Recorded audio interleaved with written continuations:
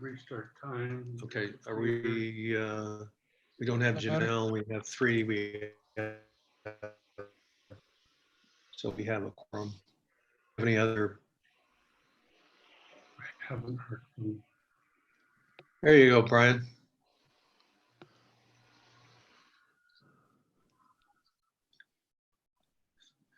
Let's go ahead and get started. Providence City Council meeting, May 20th, Wednesday, 6:04 p.m. We have one of our council members excused, and that's Brett Speth. We are missing Janelle. Our other council members are here. Paulson, Eck, Kirk. I'm Providence City Mayor John Drew. We have a guest on our Zoom video this evening. We'll invite him to weigh in sometime during the meeting. Sorry.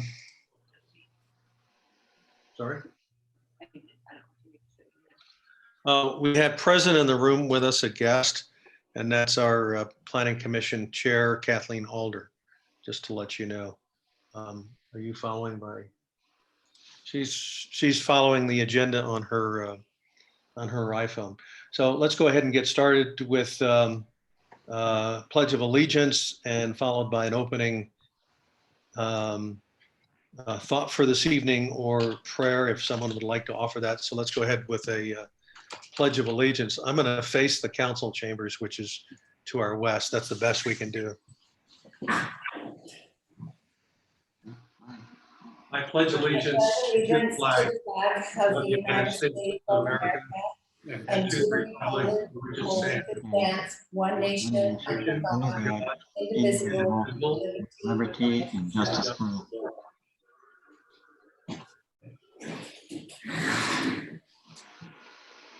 We are also live streaming by YouTube video. The public may text comments or email comments. We'll get to that. Anyone interested in offering a prayer or thought for this evening? I'll do it. I'll do that this evening, if that's okay with you, Mayor. Sure, you're more than welcome to. Go ahead, Josh. Our dear Father in heaven, we're thankful for this opportunity to be at this city council meeting tonight. We're grateful for the circumstances in which we find ourselves. We're grateful for the leaders of this state and this country and for their guidance during these difficult times. We pray that as we deliberate this evening, we'll be able to make wise choices. And on behalf of those that we represent, we're grateful for the service of these fine people that are here this evening, and pray that we'll be able to make good use of our time and the agenda that we have to listen to each other clearly, to speak when required, and to and expeditiously move through this city business. We pray for thy guidance this evening and say these things in the name of thy son, Jesus Christ. Amen. Amen. Amen. Thank you, Josh. Following the agenda, we start out with staff reports. We move on to approval of the minutes, public comments. We have no public hearing this evening. We have 4 administrative business items. We have no legislative business items, council reports, and we may or may not go into executive session. So let's go ahead with staff reports. I do know our city attorney has asked to be excused. His wife had extended surgery. He said he would be available if a question came up. But let's go ahead and we don't have Max on, do we, Ryan? We don't have Max, don't have our city attorney. Rob, you're up next. Are you on? I am. Can you hear me? We can hear you. Okay. And Councilwoman Seeley just joined us. Anybody have trouble connecting on Zoom this evening? Okay. I was on a Zoom meeting last night and everybody had trouble. I don't know why. Maybe it's because we all had Max. I don't know. Rob, Hey. go ahead. Hello, council. Public Works personnel, they're very busy this time of year doing a very broad range of duties. If you've got any particular questions on a certain aspect of Public Works, feel free to ask me. I'll do the best I can to answer it. We have 2 city projects that are both about to begin. The 500 North Stormwater Project, which basically connects the dots on a missing gap of important large storm drain on the north side of the church on 500 North Spring Creek Parkway between 3rd East and about almost 4th East.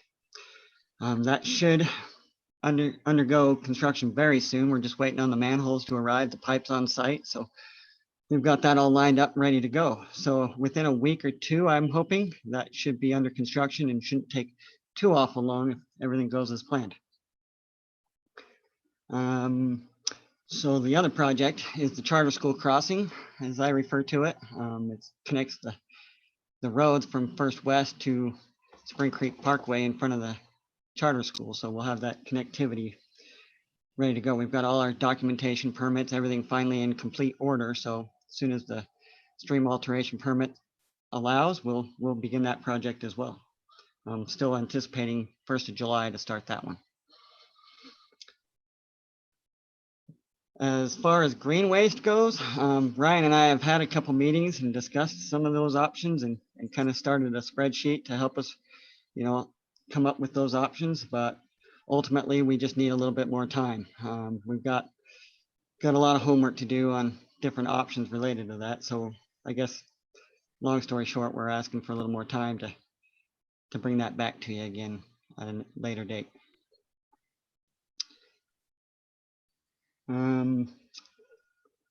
I don't know if everybody noticed this morning, but there's a lot of green cans in town already.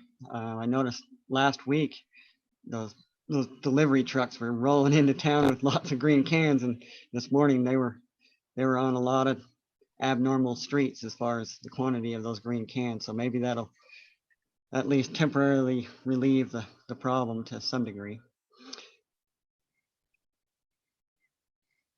Christina and Ryan and I have also started a little bit of a discussion about decorative streetlights again and what options exist. That's another project that simply needs a little bit more time before we bring it to you for a bigger discussion. But that's coming down the pipeline for you as well. So I'm going to get an initial response from Rocky Mountain Power, I thought today, but it didn't come. But before we explore a lot of those avenues, we kind of need to know what our options are with Rocky Mountain Power, since they currently have that maintenance agreement and they have the ownership of those poles. But we've got a couple different options that maybe Christina would like to elaborate on, but we're gonna explore what our options are with the streetlights. There's some of the other cities around town, around this county, are doing some different things with the bases to make them look better and kind of highlight the fact that you're in that city. So we're looking at some cool options related to that. I've also started some homework on the dog park. There's still some more homework that needs to happen, but I've done some costs and more or less layout ideas related to that. So we're working on that as well. That's all I have for you. So any questions about all of that, I'm here for you. Rob, we haven't heard anything about the Spring Creek Parkway, the west crossing or east crossing. They did get all their permits in order as well. I believe they're wanting to start it as soon as possible, but they still haven't submitted a new set of construction drawings to Max and I to review. We reviewed it once and we got some red lines to them, and now it's in their court to redraw those up a little bit and resubmit them to us. And I'm being told that they're working on those. Good. Any questions of Rob? Any other questions? Council, hearing none. Scarlett, want to give us your update?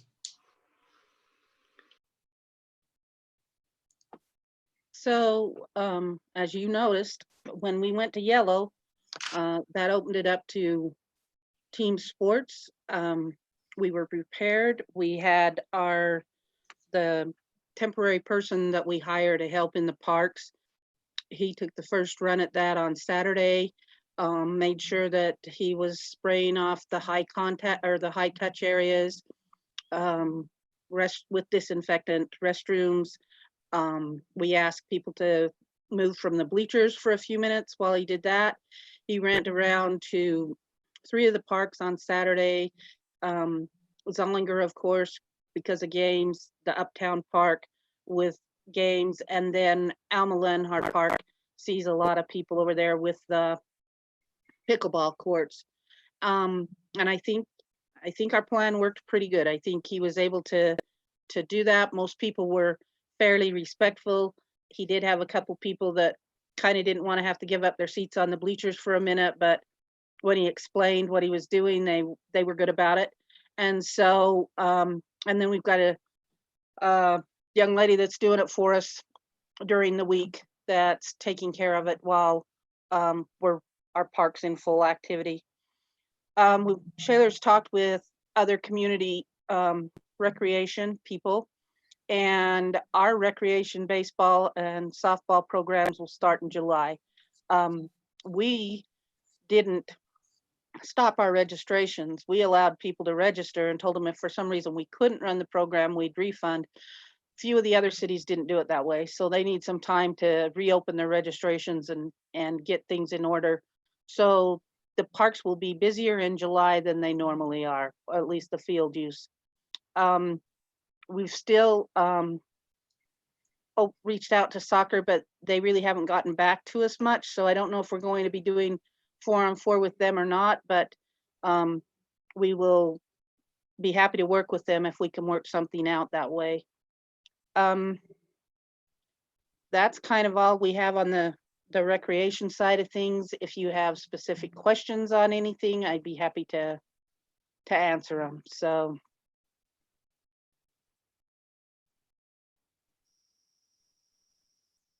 Any questions for Charlotte? Hearing none, let's move on. Okay, we are done with our staff reports. No, Ryan has his usual long list. Well, I do have a few things on my list to report. 100 South, we have a engineering design RFQ that we're finishing the touches on. And then we'll look to get it out to get an engineer to help us proceed with design and grant application. Those will be together in that. I have sent out to you all the Park, Trail, and Recreation Master Plan RFP. And with the feedback I received, I think we'll proceed with advertising it here relatively quickly. I have been working with the Bear River Association of Governments to work on an application for getting grant for half of the sewer master plan. We picked that one because it wasn't necessarily the top master plan, so we had some time. So we were going to see if we could get some money towards it. I've also been working with Bragg to get the potential of a CIB loan for the 1.5 million gallon tank at a low interest loan. So we're looking at that one. Still receiving comment and questions about the budget. We're in the budget comment period. And so if there's anybody that has comments or questions or suggestions, we're in that comment period for at least the next 2 weeks. And so we're hoping to hear back before we put together the final budget and present and bring it back to the council. Have heard earlier this year we applied for a FLAP grant, federal money, and we did hear back that we were unsuccessful, but the feedback was encouraging. Oftentimes we're not necessarily successful in the first time on some of these grants, but really the encouragement and be able to come back to it. One of the only few things they talked about was needing to better identify the traffic volume and work with their staff. So pretty small items, and we'll come back probably next year to look at that one if they open it up.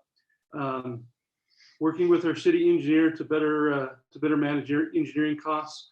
We're looking to have a separate individual contract that would reference just city engineering related expenses, and then separate that from contract engineering so that we can manage the contract engineering being designing of tanks, studies, some of those things that are not day-to-day city engineer stuff.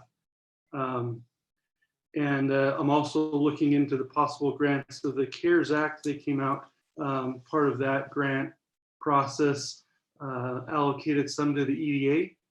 And I have worked with EDA in the past, and we're looking to see what possible options we have in those kind of funding. So anyway, that's kind of where we're at.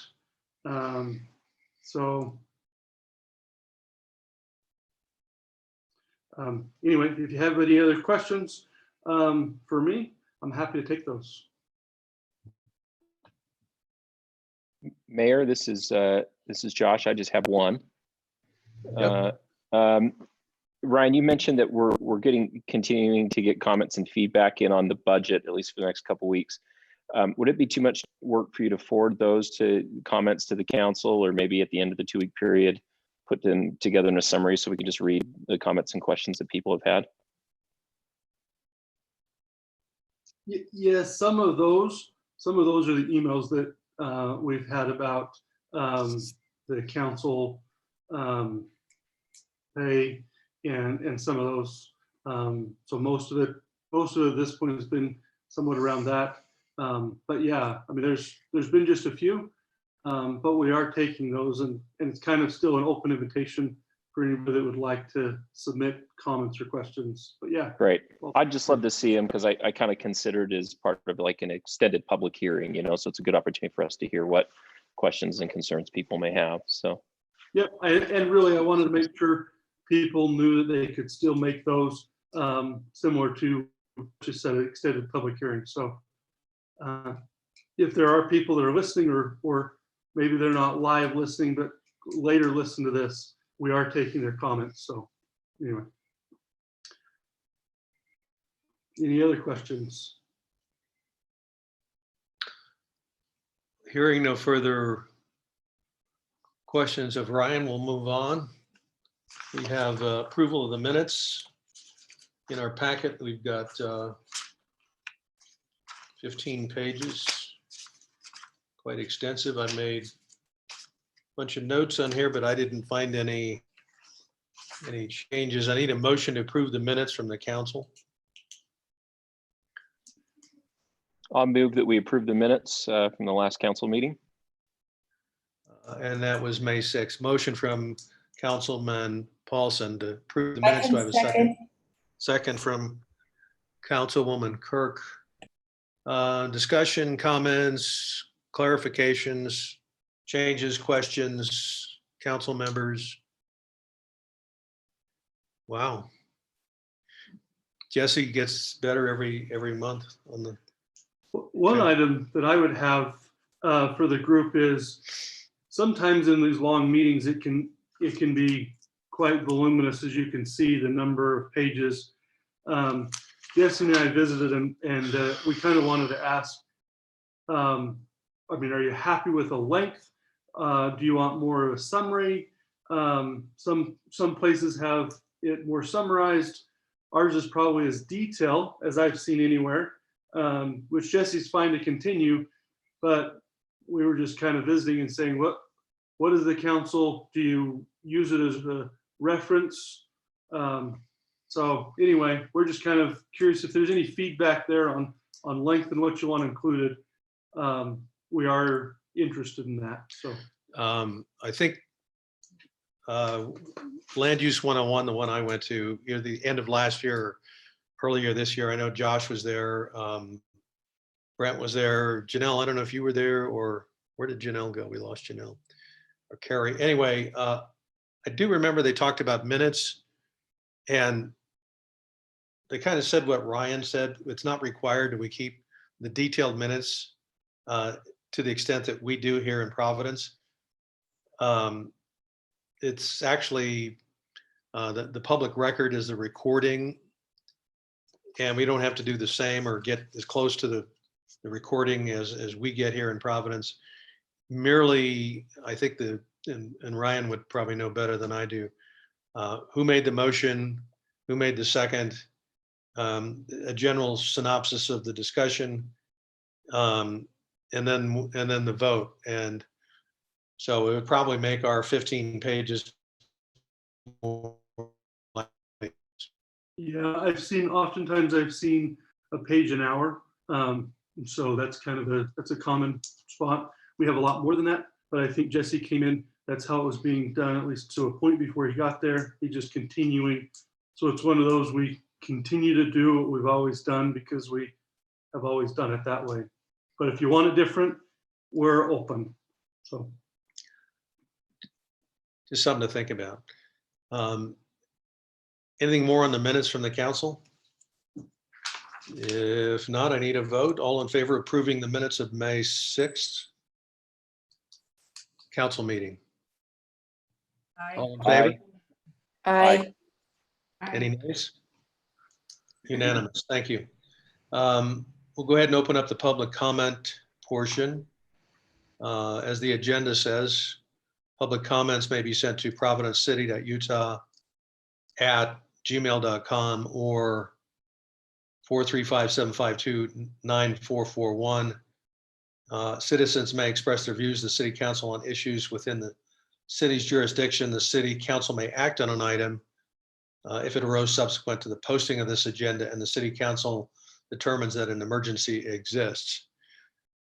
Scarlett fields the incoming email from any public comments as well as text messages. Scarlett, what do you have from public comment for us? I don't have anything right now. I've had it up for a little while, but we have not had anybody text or email. Okay, so we have no public comments, so we'll go ahead and move on. We have no public hearing for this evening. We have 4 administrative items. We have no legislative items, so let's go ahead and move on. Item number 1, resolution 015-2020, disposition of property. Providence City Council will consider for approval a resolution declaring parcel number 02250009 a 0.3 acre parcel located in the general area of 850 River Heights Boulevard, River Heights, Utah, surplus property. Ryan, I think he can share with us the GIS map. Ryan did a tour, walked the property, took some pictures. This is right across from the cemetery, and It is this piece of property down here, if everybody can see that.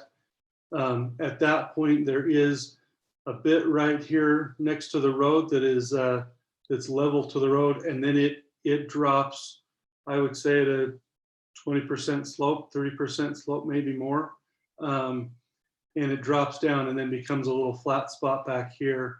As far as that goes, we do have these 2 pieces of property over here. And this piece of property over here, but there's really not a lot of use that the city currently has for the piece that we have that's there. But that is the piece that's being talked about. So anything you if I don't know if any of the council has had a chance to take a look at it. You pull over and park where Brian said it's flat there. And get out and look at the property. And if someone were to build on that, even though it's 0.3 acres, they would not have a backyard.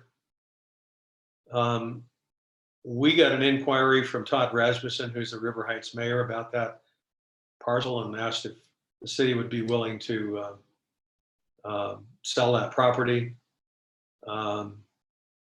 Just a couple other things there. Those 2 little parcels the city owns, why they're there, I don't know. If you go further to the east, you can see a little box with the arrow where Ryan's got the arrow. If you go down below there to the south, that's an access road that goes between 2 houses there. And that is a pump house for a city well. And our cemetery guys, they'll go there and service it periodically. And so that's a piece of city property that serves the the pump serves the cemetery for water.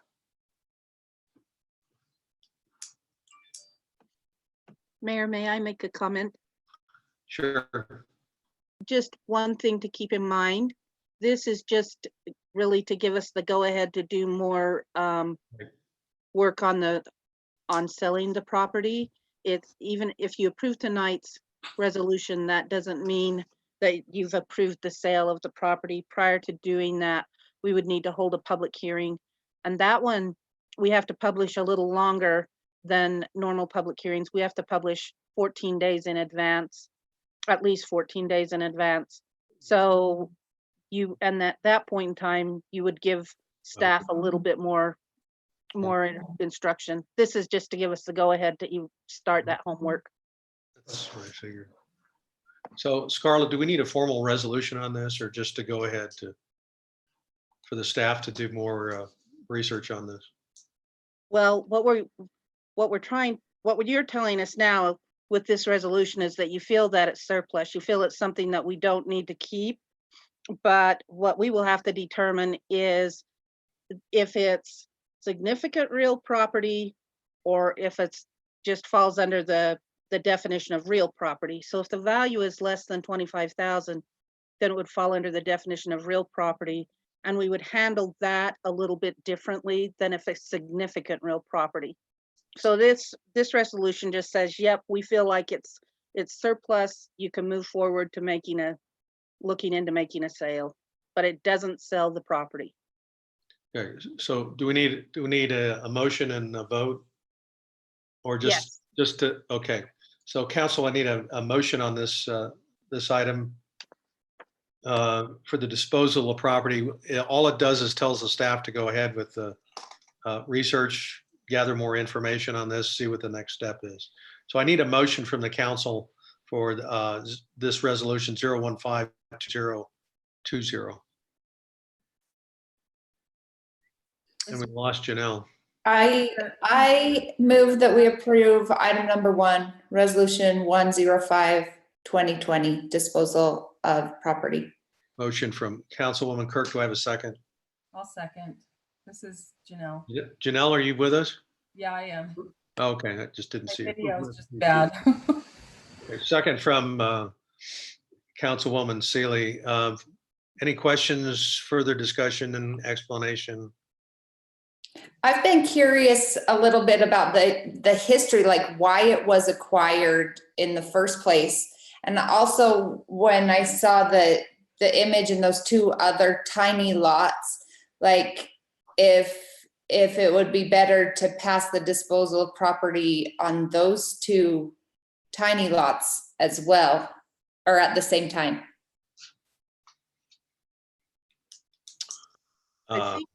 I think we acquired this property when we acquired the well that the mayor referred to earlier. From Todd Weston, that there was a point in time that we felt like if we could use that well to water the cemetery, that would be beneficial for us. And we purchased the way he had his properties. If Ryan were to highlight it's pretty interesting. If Ryan brought the parcel viewer back up, one of those properties is attached to the cemetery parcel of those little properties. And the other one of the little properties is attached to that flag-shaped property that the well sits on. Yeah, you can see that one, the blue, is highlighted and it's around the cemetery. So we must have acquired that when we acquired the cemetery property. And the other one goes along with that well property, and how we acquired it, I don't know. Left. Just pull up the. I mean, why it was split that way when we acquired it, I don't know. No, the other one next to it. I have a question. So the reason this was brought up is because River Heights was asking about it. Does someone want to buy that? Is that why this is being brought to our attention? Yes. River, who wants to buy it? Todd Rasmussen, the mayor of River Heights. Does he live there? Does he live in River Heights? Does he live in that house right there? I have no idea where he lives. What does River Heights want it for? River Heights doesn't want it. He's interested. personally, it's not for city. You click on that little parcel on the left there. See if it's the same parcel number. Yeah, there you go. Click on it. A different parcel. Different parcel number than this one? Different Yes. parcel than the cemetery. It'll be the same parcel number as the cemetery. Oh, it's the same as the cemetery? Yeah. Both of them? Both little ones? Nope, this little one is the same parcel as this one. Oh, it's the pump house. Okay. So those two are the same parcel number. These two are the same parcel number. Ryan, on the parcel viewer down below, that house that borders that property, Yep. who owns that? Okay. You know that person?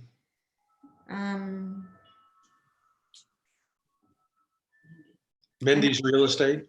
I know a Mindy who lives in River Heights that sells real estate, but the owner address is on Sumac Drive. In Logan, yeah. It looks like it's a rental. So Christina, I don't know if you noticed, but we'll go back to that. If you look at the map, you see where that jog is on the southwest corner. Whoever acquires that is going to have to work out a lot line adjustment with the property owner where that house is.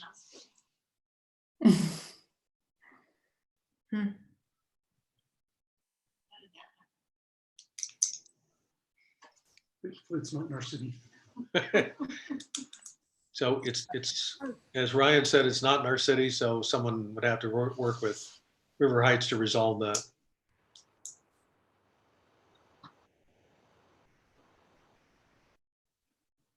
Any other questions from the council?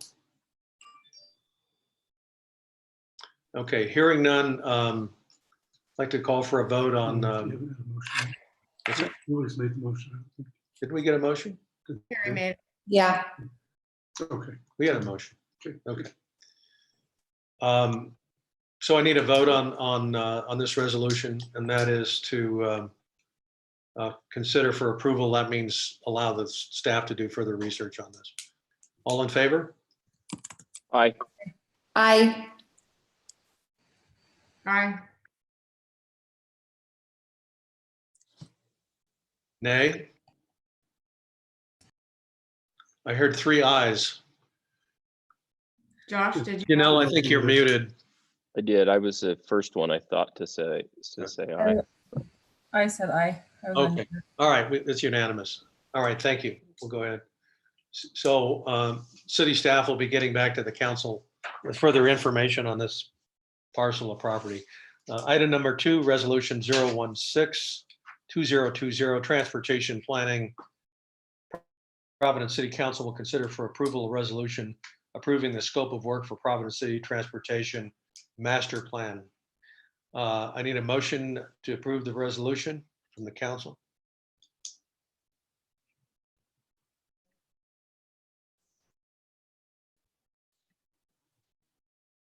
I'll move that we approve. I've got to get the right spot in my agenda to do this.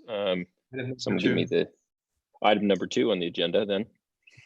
16, 20. I'll second it. Okay, motion from Councilman Paulson, second from Councilwoman Kirk. Discussion, Ryan, you want to give us an intro on this? Sure. So, and Scarlett might be able to give more of the intro of this. If I vary, Scarlett, go ahead and correct me. But at this point, a basic transportation plan or master plan was started. It was brief in its scope. There was a grant from UDOT that allowed for additional funding, and in order to do that, we put together a scope of work that would kind of extend the initial small work that was done, but this would develop it into a full transportation master plan. The items that are listed in the scope of work are fairly standard in a full master plan for that. and so we're looking for that. And at this point, we do have funding from UDOT to work on this one. So that's why it's coming as it is, and we're looking to move forward with the plan. So Scarlett, anything that you'd like to add to it? The grant we received was for 45,000. I believe our match, Ryan, is 3,000. Is that correct? That sounds correct to me. And so that's why we were able to expand the traffic plan that we had started last fall. So we would just like your support. If you have any questions on the scope, we'd be happy to answer those. Other than that, the grant, the UDOT people, they've approved our grant, but they do need to have this scope before they can actually finish the funding process. Council, any questions of Ryan or Scarlett? Within the stipulations of the grant, do they specify how long we have to complete this transportation master plan? And do you have at least a kind of a ballpark target of when you'd like to see this done? Yeah, they will have a time period. I'd have to look at the time period. Sometimes it's 2, sometimes it's 3 years that you can have. But I would hope that we would be done within 3 to 6 months. And I don't think it would stop other master plans. It could be done simultaneously with some others. Unlike the general plan, once we have that one, now we can do a few things underneath the umbrella at the same time. So we can work on a few different master plans concurrently. So, but 3 to 6 months is what I expect this to take. Any other questions? All right, hearing none, I'd like to call for a vote for resolution 016-2020, transportation planning, approving a resolution. All in favor? Aye. Aye. Aye. Unanimous. Thank you. Let's move on to item number 3, resolution 017-2020, Planning Commission alternate. Planning Commission, the Providence City Council will consider for approval of resolution appointing Brian Marble to the Planning Commission and starting as an alternate. We currently have an opening. Alex Berenson was excused for non-attendance. We also have we have one of the seats expiring the end of this month. We also have one expiring the end of July. And I did put a note in the newsletter. I have not heard from anyone. If any of the council members know of someone who might be interested and has a solid background, please let us know. Anyway, we have Brian on the Zoom video with us. You also, in your packet, have a copy of Brian's resume.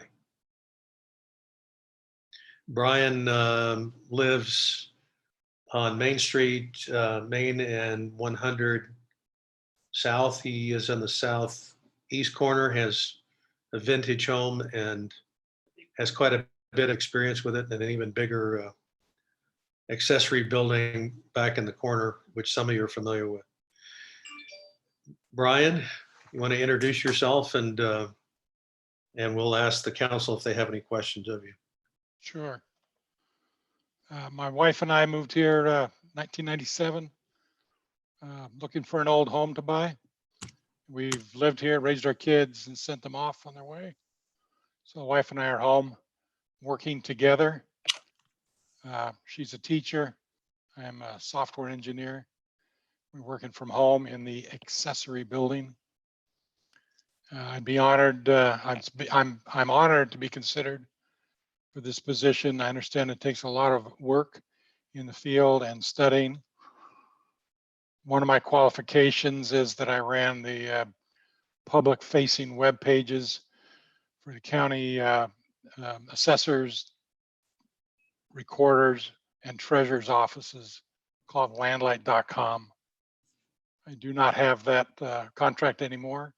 It went away a couple of years ago, but I have a software engineer's point of view of the laws and how they're implemented. It's a cursory knowledge of the land taxation system in the Cache County. I've done some investing here in Cache Valley, tried to, yeah, but never anything of any size, and never successful.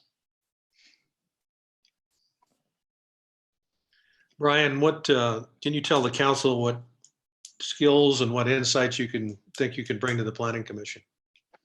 A couple of things. One, I went when we bought the parcel that we're on, there was a major confusion on during the purchase. We spent 8 years in court with the seller, trying to get it straightened out. We got it straightened out to everybody's satisfaction. And a lot of it had to do with just simple questions, going down to the city and asking simple questions and getting lost in their responses. So I kind of understand it from a negative side, how important the planning and development is.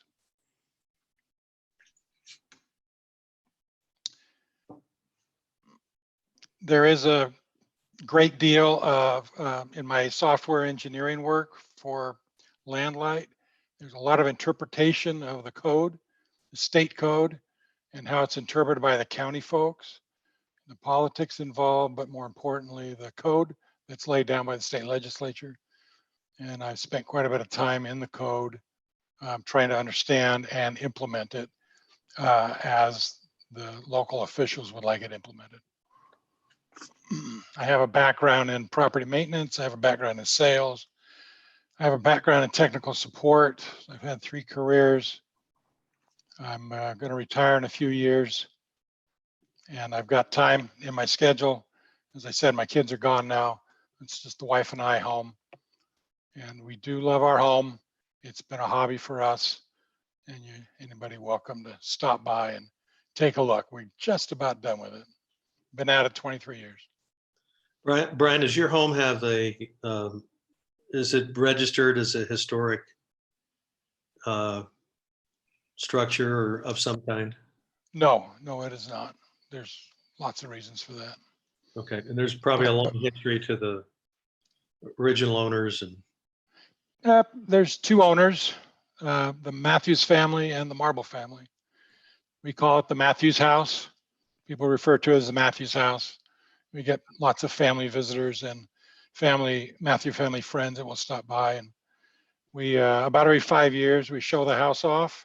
The County Historical Society asks us to show it off, and we rather enjoy that for a day or two.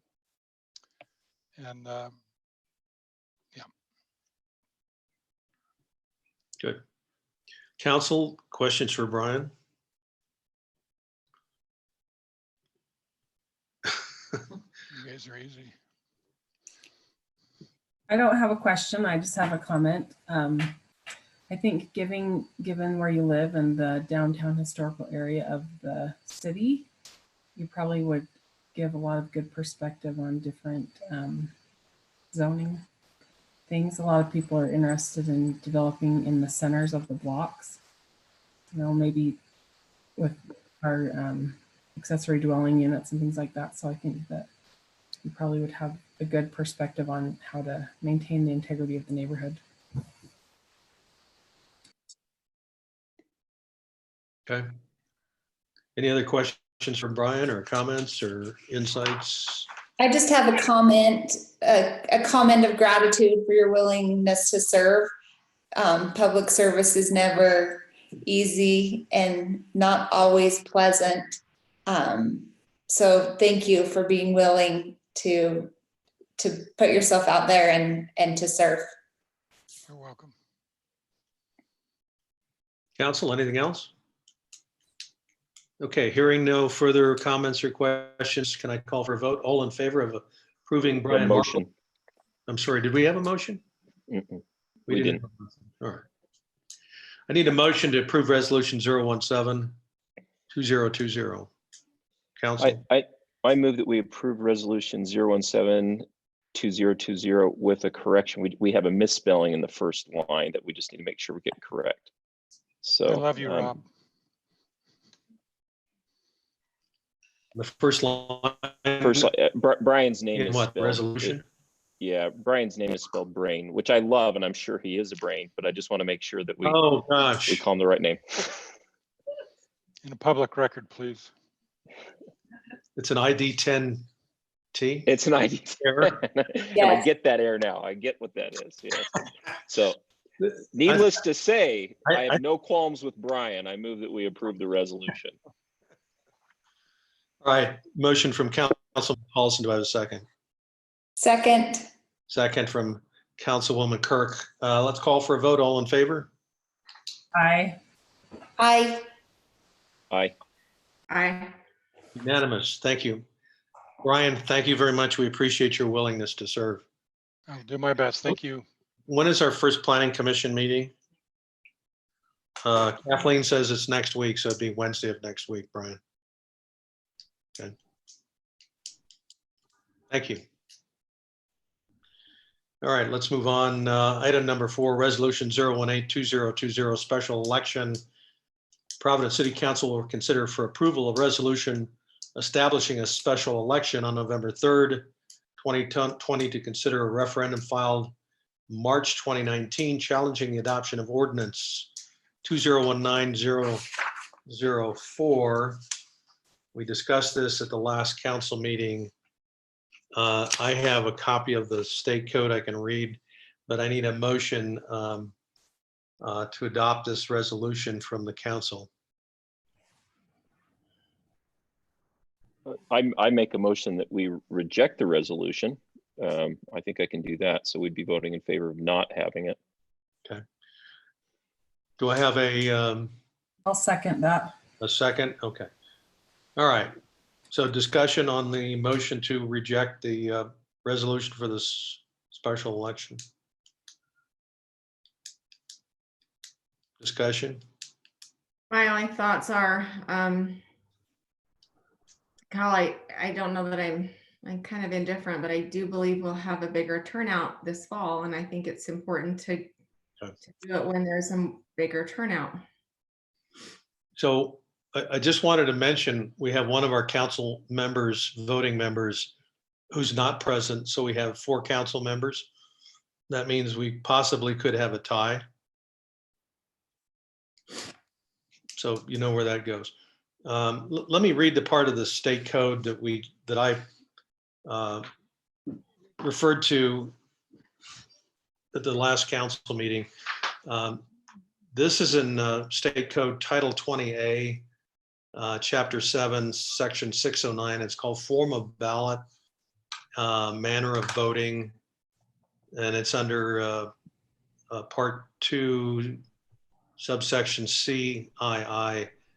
It says, if a local law passes after January 30th of the year in which there is a municipal election, the municipal recorder or clerk shall ensure that a municipal referendum has qualified for the ballot, appears on the ballot at the second municipal general election immediately following the passage of the local law, unless the municipal legislative body calls a special election.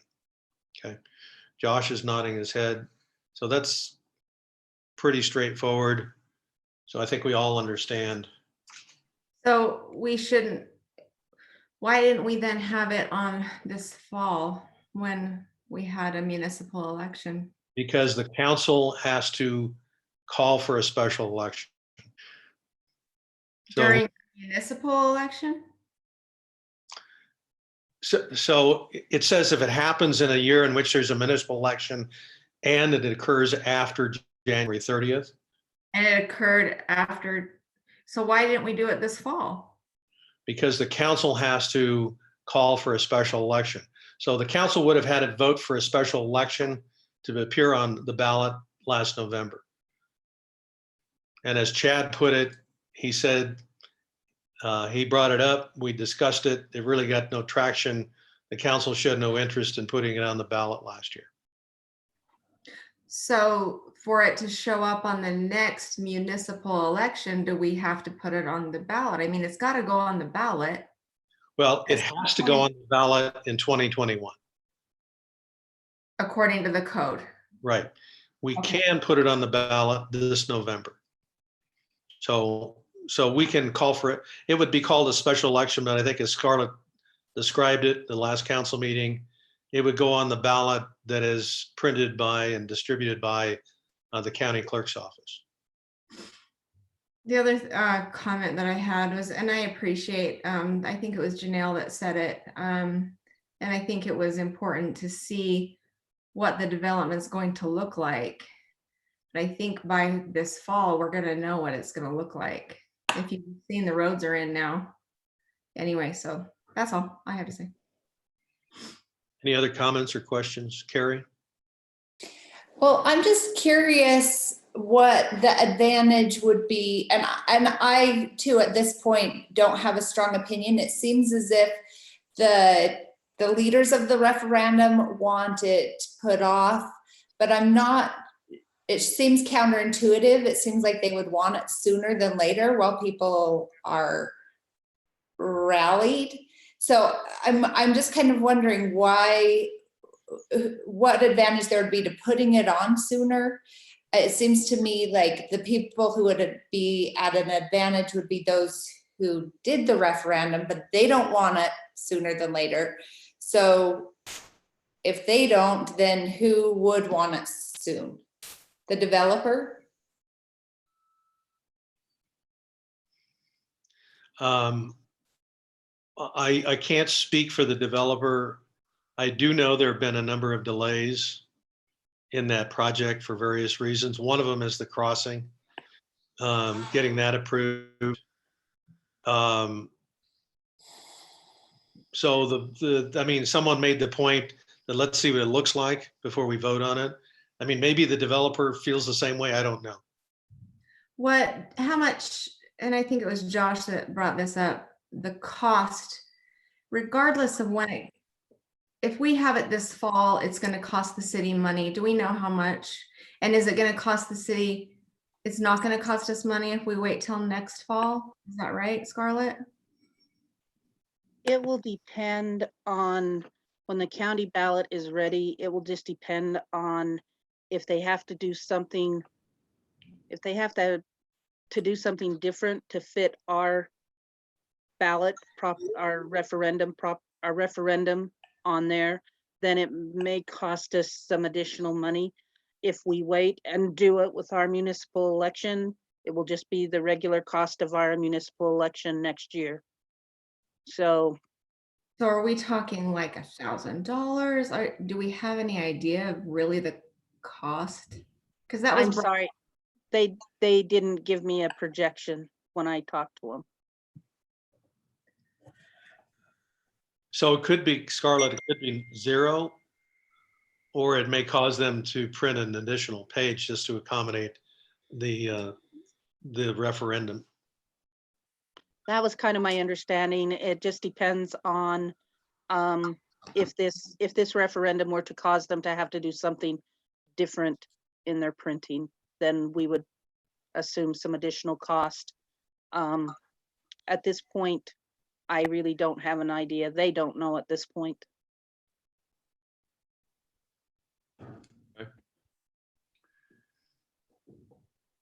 So Carrie, I'll try to do my best to, I know you asked a question there and I certainly can't speak for everyone. I know we heard from one comment that I think we all received via email, at least some people, their opinion on this item. I just think it may be a year from now, I think we'll have a clearer picture of the development. I think both, as Mayor Drew pointed out, there has been some delays. I think a year from now, we'll really clearly know what it looks like. I think people in the neighborhood will have a chance to kind of let that sink in and decide whether or not, they want an additional 30 acres of that, or if they would prefer something else. And then I think there are some concerns that just it'll be a good full ballot this fall. Lots of good stuff, and I think some people, given that referendums don't happen very often, don't want it to get lost in the shuffle. They want it to be clear and definitive. So I think that would be I think that would be the response to some people that I've spoken to regarding your question. Okay, we have a motion on the table to reject. That's where we're at right now. Any further discussion? I don't hear any. So we need to, I'll call for a vote on the resolution to reject approving the resolution. All in favor of rejecting it? So a yay vote would be to reject it. All in favor? Aye. I, Nay. Okay.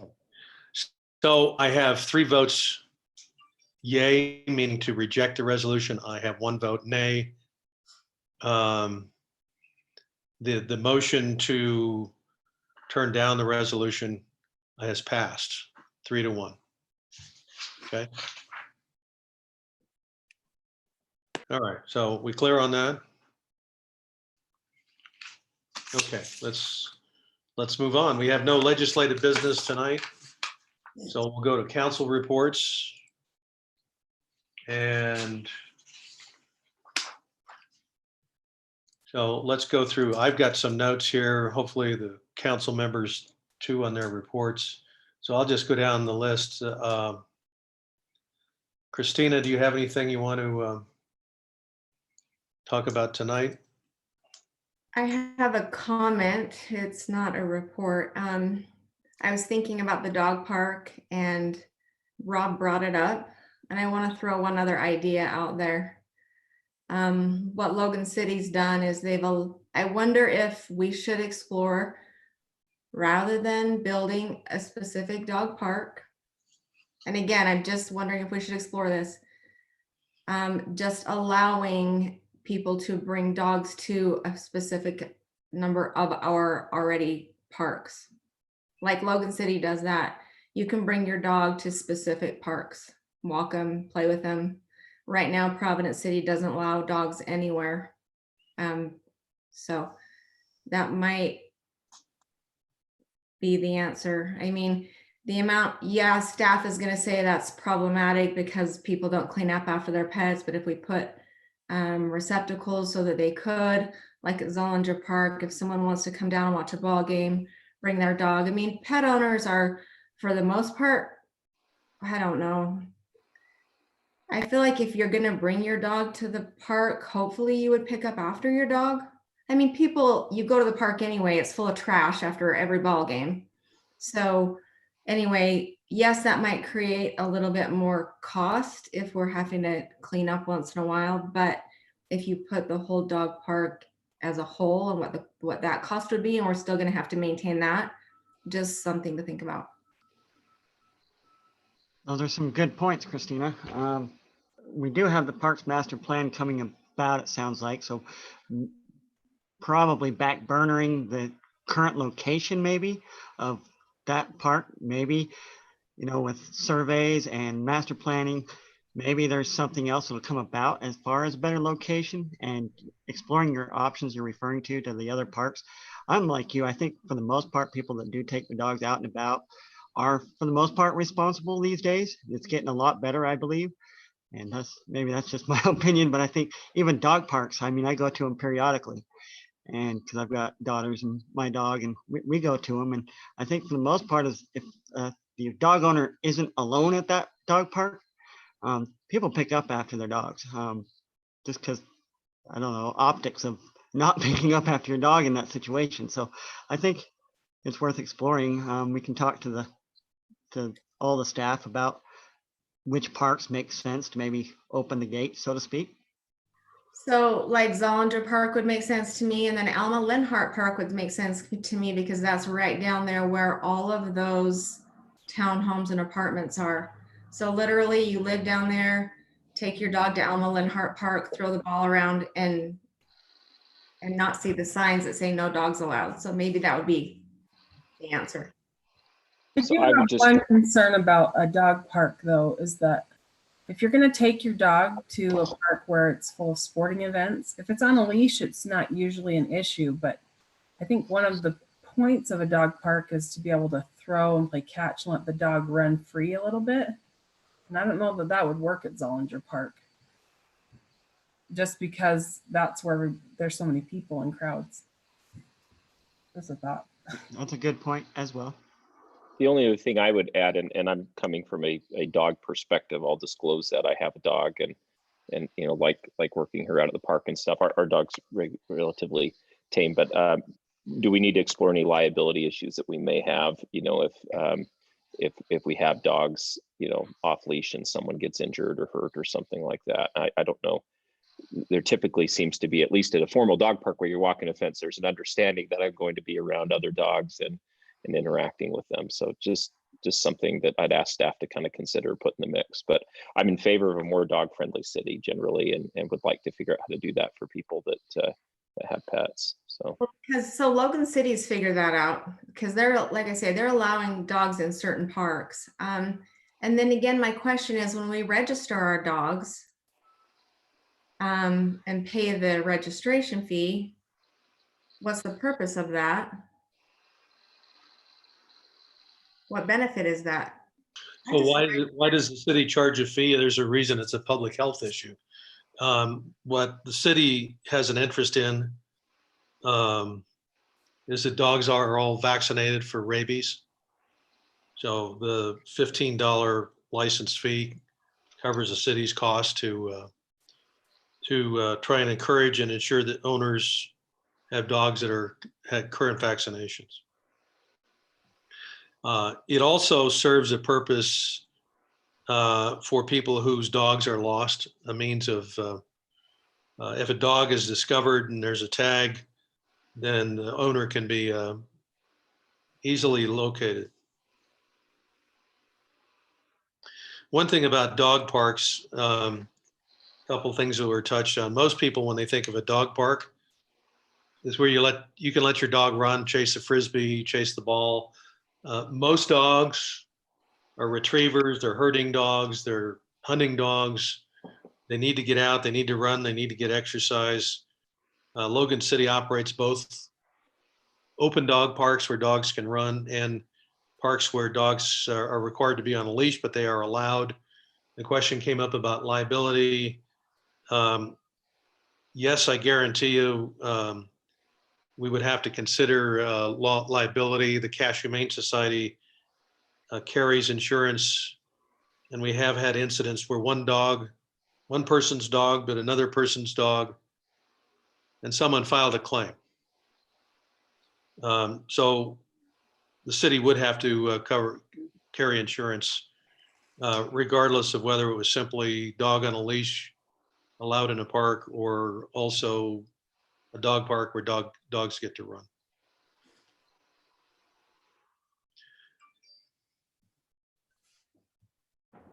Any other comments on the dog park issue? Nope. Anything else, Christina? Nope. Carrie? Youth Council? Yeah, youth councils paused. Fiber is still getting numbers crunched and parks are coming. But I like the idea of opening up, especially Alma Linhart, so all those people with their cramped up dogs could get out. Okay. Anything else? No. Josh? Economic Development, League of Cities, Legislative Policy, Chamber of Commerce, Cache Valley Economic Alliance, EDC Utah. yeah, most of those are not meeting right now. There was a new plan. Maybe you guys all get the notices from EDC, but there was a new plan that just released today from the governor's office. You know, from EDC, it was kind of the 3.0 plan for coronavirus. So I haven't had a chance to read it yet. It was just released today, but I'd encourage us to do that, and I can summarize that when I get through it. That's all for those items. You know, the chamber really has not been active with coronavirus. I haven't gotten an update as to what will be going on now that we're in this yellow phase. Just another unrelated comment, just something I wanted to I thought the newsletter was really well done last month. I appreciated the article, or I guess I don't know if I'd call it an article, but council on the explaining the rules for ATVs on streets and minors and things like that. I had heard from some residents over the last month. I think just because kids are just bored, they need to get outside and do some stuff. So I thought it was really good. It was educational for me. I didn't understand all the rules till I read the newsletter, and I got that. I do think we ought to keep an eye on that we may need. There's some areas in Providence where I think we may need a little bit of enforcement regarding minors riding those too fast down the streets and other things, and a lot of our empty lots. So just something to think about, just a little bit of policing here and now and again, maybe not to cite, but just inform and make sure people know what the law is, and make sure they're in compliance. So. Okay. Josh, anything else? That's it for me, unless you got some questions for me, anyone. Janelle?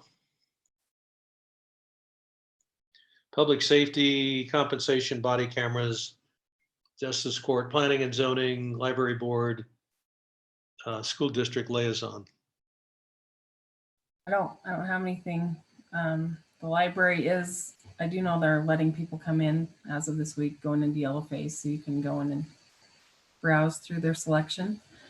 They cleaned out a bunch of stuff. I'm not sure when they're going to resume their committee meetings, and I don't have anything for the school or planning and zoning. I haven't seen any laws come up for public safety. Right. Brent is excused. Couple things I have here. So the last council meeting, we talked about green waste at length. I got a notice Monday, June 8th, the Solid Waste Advisory Board is meeting. I haven't seen the agenda yet. I do know that Isa Hamoud, who's the Environmental Services Director, committed to have a proposal for green waste. So we'll be discussing it at that board meeting. So I'll be reporting back to the council at the next council meeting. Also, and I just realized just before the council meeting that the Nibley city manager, David Zook, had written an article in the Herald Journal. It was on the 15th of May. It was last week. And I sent to a link to it, but I should have made a copy of it and sent it out, because I got a note from one of the council members saying, I don't subscribe to the Herald Journal. So the link didn't work for that council member. So I will redo that and send out a PDF copy of the article. So he goes into some of the issues that Nibley's had to deal with, and they're very similar to what Rob and Public Works guys have had to deal with, as far as cleanup and people leaving waste and all of that. And as we talked about the whole green waste issue, the last council meeting, we also talked about the branch pickup, which is a separate issue. Maybe Ryan can weigh in on that. I assume we probably have more work to do to come back to the council with an answer on that. So,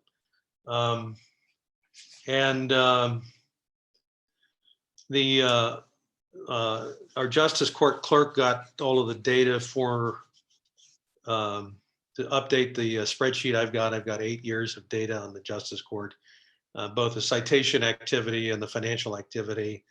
And I just got that late this afternoon. I will get that formatted and get it out to the council tomorrow afternoon. So it's interesting. I think we go back 9 or 10 years now, 8 or 9 years. Also, when I was clipping the link to that article on the solid waste, I noticed on the front page of the Herald Journal, it said the cruise-in has been canceled for this year. I always look forward to that. I like vintage cars. And we have a lot of vintage car owners here in Providence. So And Mayor's Association, we've not met and had dinner in the last 2 months. We plan to meet in June. Also on Monday, June 8th, the CMPO, the Cache Metropolitan Planning Organization, will meet. And we will meet just before the 2020 initial COG council meeting, which is all the mayors and our county executive, Craig Butters. And that is later on Monday afternoon, 5 o'clock. So, and that's all I have. Ryan, anything you want to? I've made my report and I don't have anything more to add. Good to go. Anything on the branch pickup? That we No, can tell I the think council? Rob and I, we've met, we've discussed both issues. We're still working on getting through some of the options and things that way. So we'll probably have something more in our June meeting. All right. So council, we are at the end. I haven't heard anybody request that we go into executive session. So we are at the end of our agenda. So at this point, I'll call for a motion to adjourn the council meeting.